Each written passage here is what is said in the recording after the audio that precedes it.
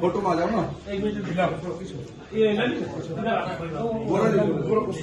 अभी फोटो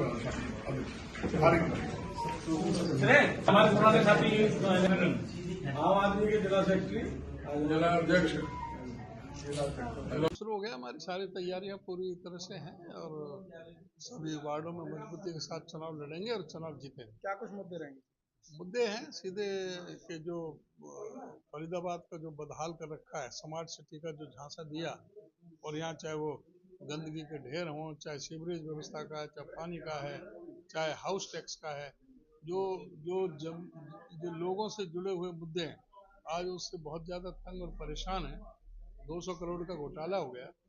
झुग्गी झोंपड़ियों को जिस तरह से तोड़ा गया, हजारों झुग्गियों को बेघर किया गया, और आज झुग्गी वाले भी डरे हुए हैं कि जो जहां झुग्गी वहां घर का नारा देने वाले अब ये डरे हुए हैं कि जहां झुग्गी होगी वहीं पर बीजेपी का बुलडोजर होगा। और जो गरीब आदमी, जो एक जिनको कहा गया था कि 2022 तक कोई सर ऐसा नहीं रहेगा जिसके सर पर छत ना हो, प्रधानमंत्री आवास योजना के तहत हरियाणा में 1,80,000 मकान बनाए जाने थे। वो योजना इन्होंने रद्द कर दी। ये भाजपा सरकार से पूछने की बात है कि वो योजना रद्द क्यों की गई। ये सरकार गरीब विरोधी है, दलित विरोधी है, पिछड़ा विरोधी है, और ये लोगों को सिवाय झूठ बोलने के इनके पास में कोई काम नहीं है। इसको हम बेनकाब करने का काम करें। बीजेपी के तमाम नेता कांग्रेस की फूट की बात कहते हैं, लेकिन अनिल विज और मुख्यमंत्री की जो नोकझोंक चली हुई है उससे आप क्या देखते हैं? अब आप देखो कि भाई कांग्रेस की तो बात कर रहे हैं, कांग्रेस में कोई फुट नहीं, कांग्रेस सारी एक। नरेंद्र मोदी जी की सरकार को चुल्लू भर पानी में डूबकर मर जाना चाहिए।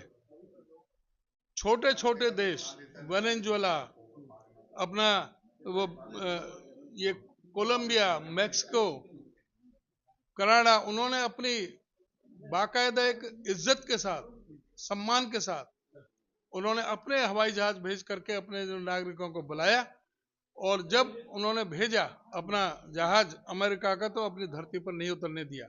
ये लाल आंख की बात करने वाले लोग, इनका जो 56 इंच का सीना नहीं है, 26 इंच का सीना बन करके रह गया।